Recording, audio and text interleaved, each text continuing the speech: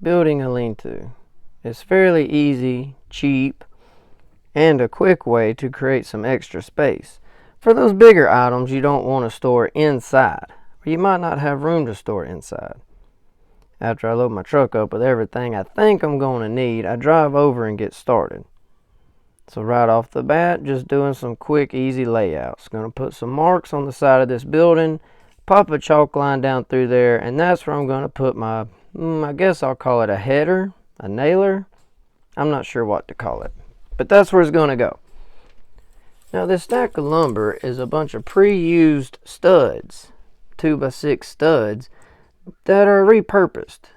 But what I'm confused about is how, if they were studs in a wall, why some of them are 92.5 inches and some are 91.5 inches.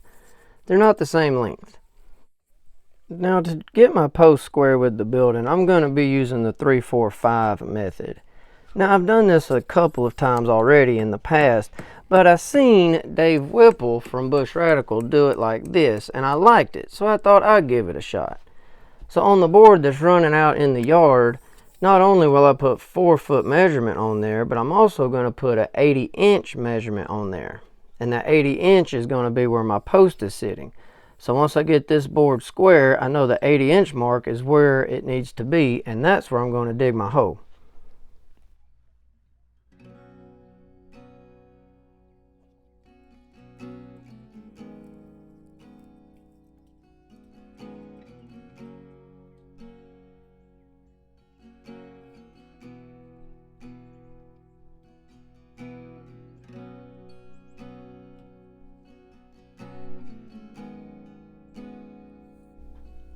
I'm going to dig these holes around 16 inches deep.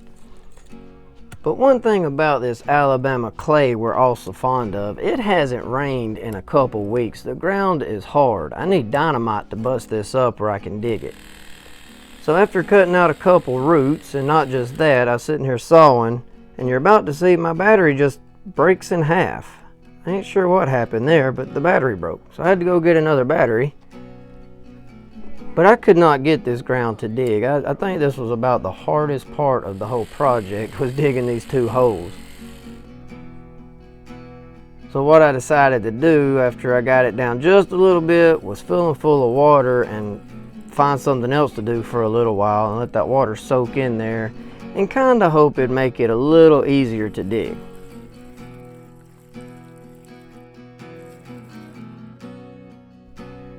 So while I'm waiting on the water to soak into the ground, I go ahead and drive a couple nails in that chalk line that I popped earlier. I'm going to go ahead and put up my nailer, if that's what I'm going to call it. I'll just call it a nailer. So I'm going to go ahead and hang it up. I let it rest on these two nails, and that worked great because I could let the thing go so I could start my other nails. I get it on the marks that I made on the side of the wall, and then I just commenced to nailing. I did not go sparing with nails right here. I put in a bunch of nails because all the weight of the roof is going to be hanging off of this board.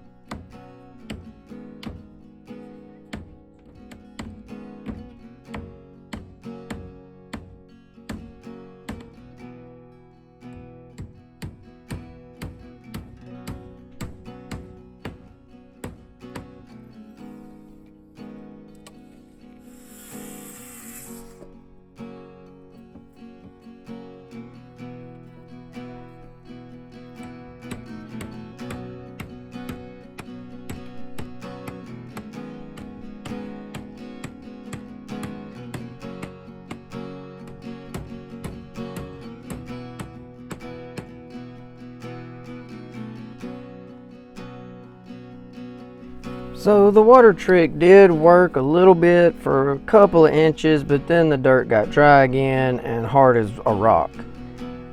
So I ended up having to get a steel bar and busting it up and then scooping it out and then busting it up and scooping it out. Took a little bit longer than it should have.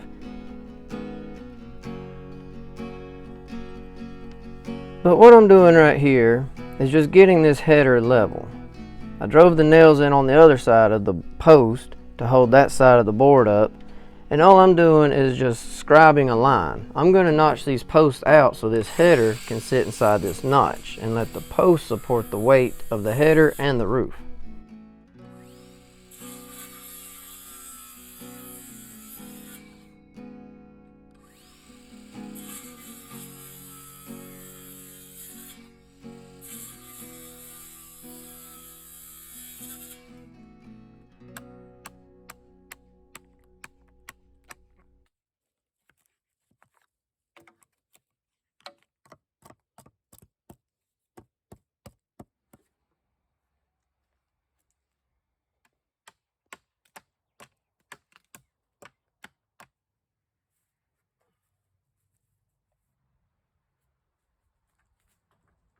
At this point, the header is not cut to length. I'm just going to stick it up there and let it run wild on both ends, and I'm going to come back and cut it off later. But what I'm also going to do is nail in 2 little blocks, one on each side, because I'm going to set another header on top of these and nail both of them together and double it up. You know, a little extra strength never hurt.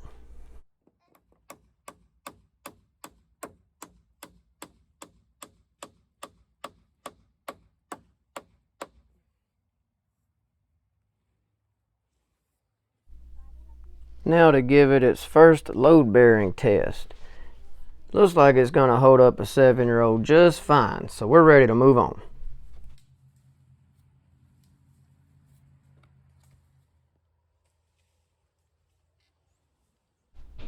After I laid out the rafter and cut it, I noticed the bird's mouth, that's got to be the smallest notch I've ever cut out of a rafter.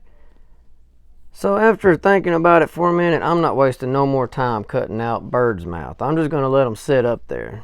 That ain't enough to even worry with. But I'll show you how I did it, because on this roof I have no idea what the pitch is, so I can't lay them out on the sawhorses. I have to do it the old-fashioned way. Laying a board up on the side of the wall, after I stick it up there, I just scribe it. Put a mark on there and saw it off. Then take it down and cut it, put it back up there. Now I can go mark the other side.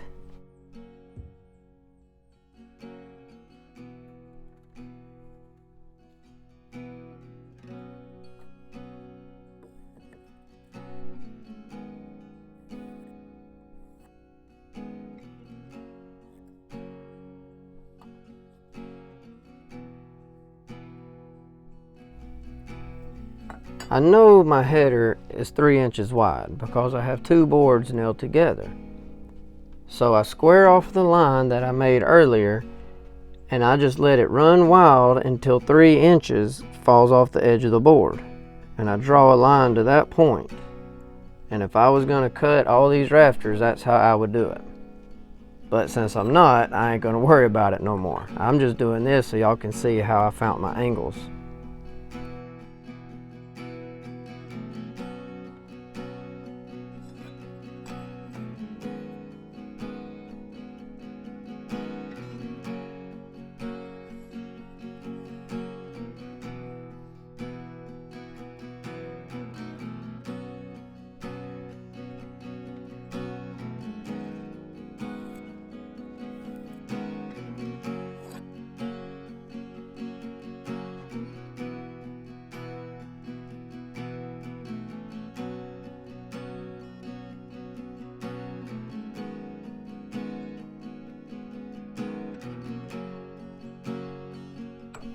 To hang my rafters off the side, I'm going to use these nailers. They're spacers and nailer boards at the same time. So they'll keep my 24-inch centers for me, but they also give me something to nail into.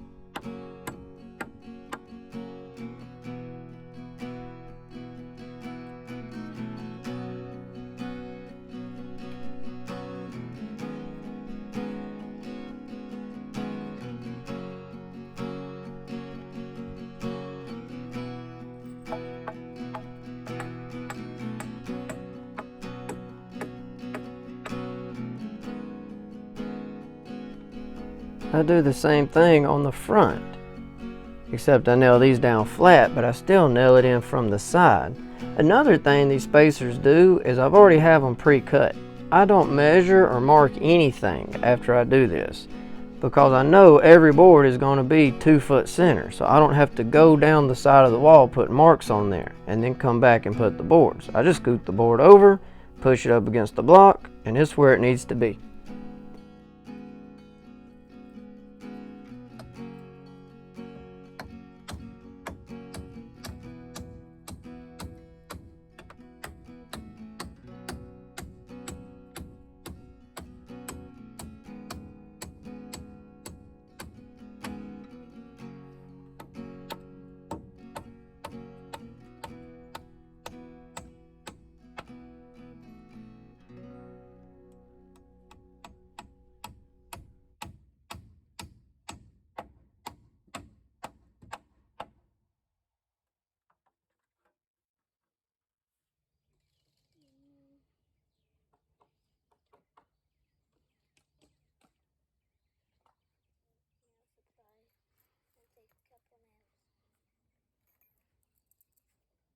After stepping back and looking at it for a little while, I decided that these corner braces I put in here are very puny.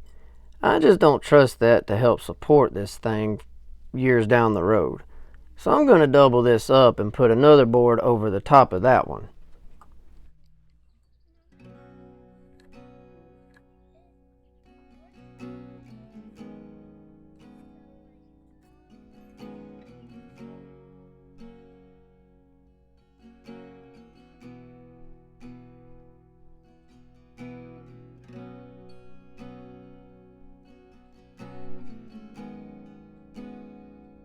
And now that we've added our extra brace work, the inspector come by and give it one more load bearing test, and he was satisfied.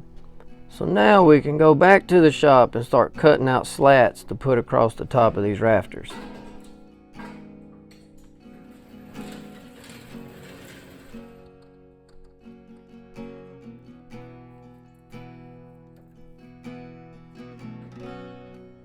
As far as the slats go, it's just simply going to be 2x6s that are ripped right down the middle.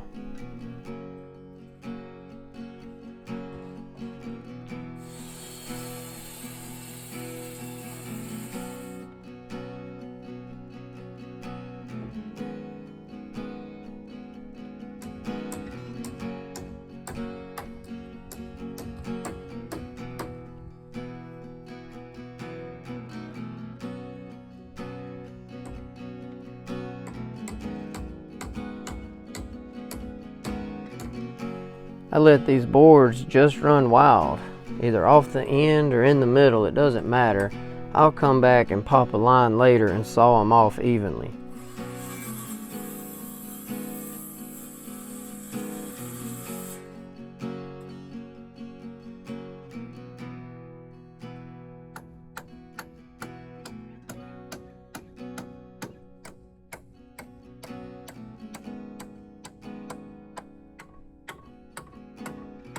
There's no way I can get under this eave to drive nails. I'm gonna have to use screws. So after thinking about it for just a minute, I remembered I had this little tight 90-degree attachment for my impact. So I'm gonna use 3-inch screws for the rest of them.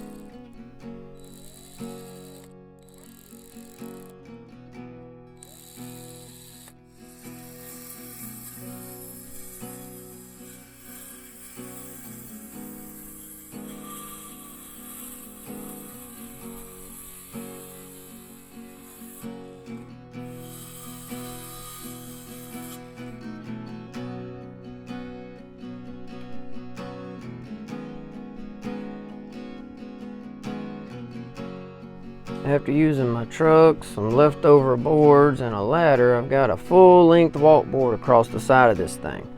So I'm going to start hanging my fascia boards before I put the metal up there. I'm going to drive this little board under the bottom right here to help support the end of that board so I can let it go and nail the other end.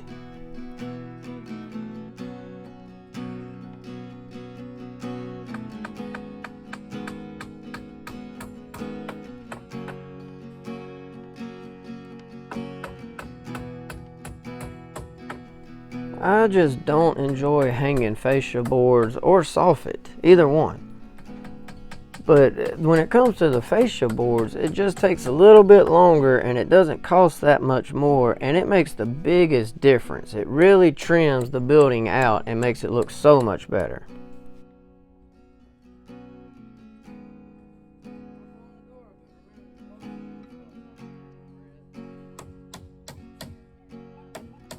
And about like everything else I've done so far, I'm just going to let it run wild off the end, and I'll come back and cut it to length later.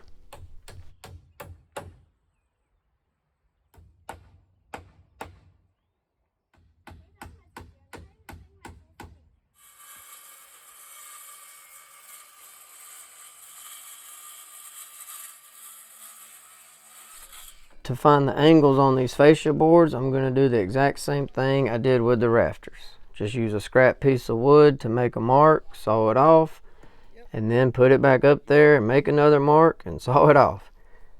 But moving on to the metal work.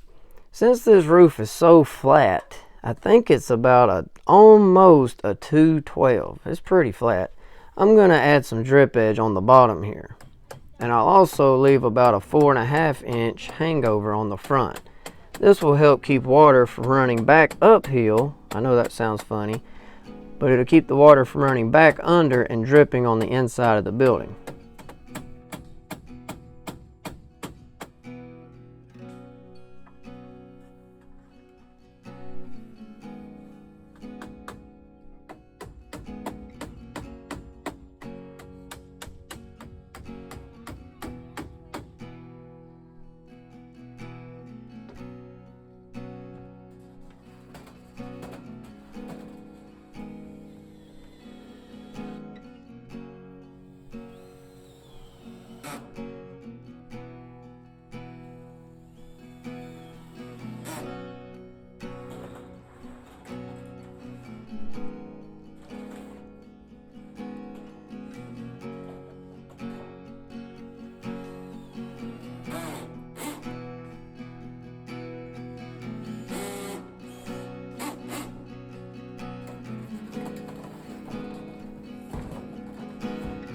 No sooner than I got the last piece up here, my wife called and said I had to come home and watch the baby. So since there's no screws in this metal, I lay a ladder up here with a rock on top of it to keep the wind from blowing it off while I'm gone. So after about a 2-hour break watching her, I climb back up here and get to work. So I have my marks made up here where all the slats are running, and I start my screws on all my marks and just leave them sticking up. Then I have something to hook my chalk line to.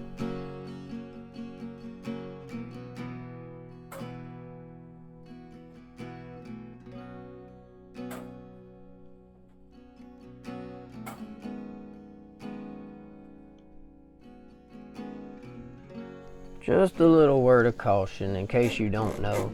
After you pop your lines, try your best not to step on your chalk lines. You do not want chalk on the bottom of your shoes. On steeper roofs, it can spell disaster. It makes your feet very slippery.